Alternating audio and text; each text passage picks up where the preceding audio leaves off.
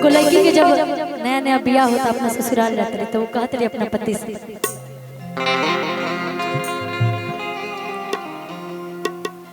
कि कैसन मोहब्बत कैला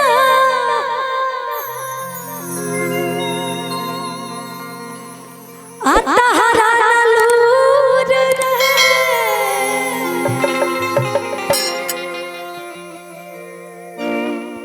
कि कैसन मोहब्बत कैला आता हरा लूर रहे। रितिका, अच्छा इसमें कितने लोग ऐसे बैठे हैं जो शादीशुदा हैं? कितने लोग हैं?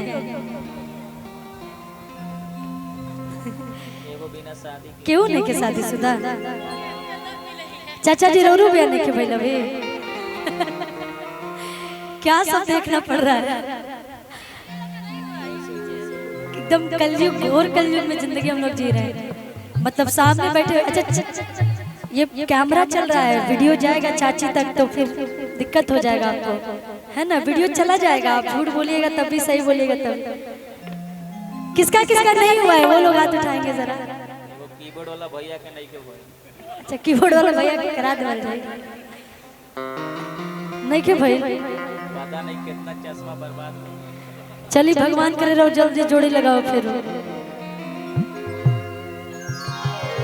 कि कैसन मोहब्बत कैला आता हरा लूर रहे। ए राजा जी आ दुख देला कमरिया के, कमर के कसूर करे। दुख देला कमरिया के, कमर के कसूर करे। दुख देला कमरिया के, कमर के कसूर करे। कैसन मोहब्बत कैला सहारा लूर रहे।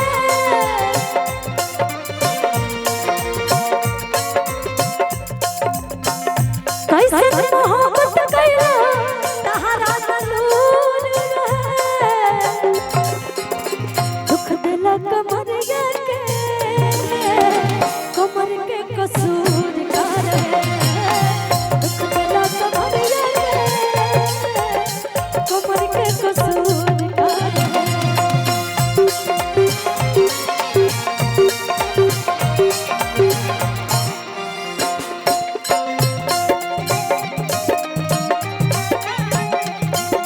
तेरे सिवा कोई और मुझे भाता नहीं है, कहे मुझे प्यार हुआ तो नहीं है, कहे मुझे प्यार हुआ तो नहीं है। तुझे ना देखो तुझे मुझे आता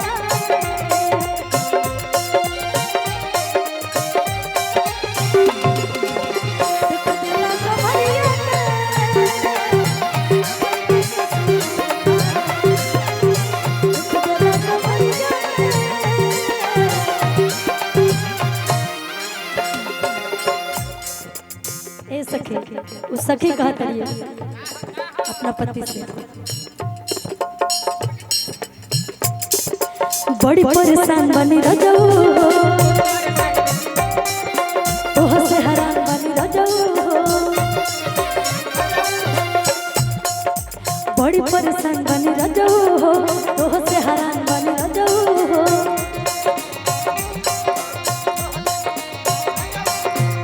और सुना मर रहा जाए मोर दुल्हन राजा, मर रहा जाए मोर दुल्हन राजा, नासा भरपूर रहे। दुख दिला कमरिया के, कमर के कसूर करे। कमर के कसूर करे।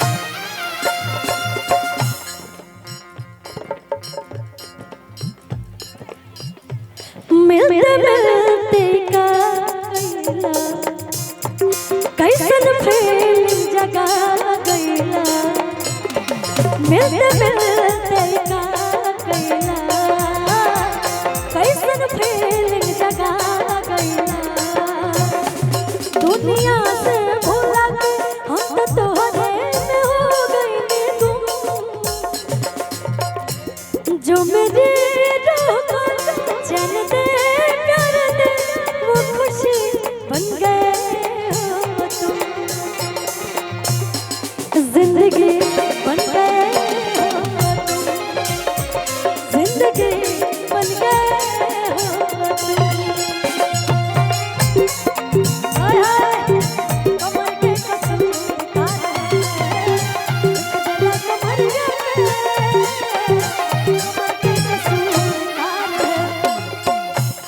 अच्छा कोनो भी बेगुनाहगार जे होला ना कि जे गुनाह ना कैले होगे ओकरा के अगर सजा दे दिया जाए तो शिकायत न करी वो कहतड़ी खाता निकाले से दवैया हो आ सोचे नहीं कोनो पैया हो खाता निकाले से दवैया हो सोचे नहीं कोनो पैया हो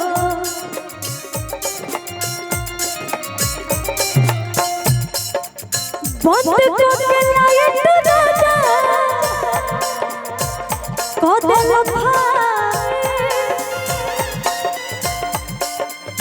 बंद को के लायक राजा को दिल ताहरा कसूर रहे दुख दिला कमरिया के कमर के कसूर का है दुख दिला कमरिया के कमर के कसूर का है कमर के कसूर का है दुख दिला कमरिया के कमर के कसूर का है दुख दिला कमरिया के क्या बात है भैया एगो और हमार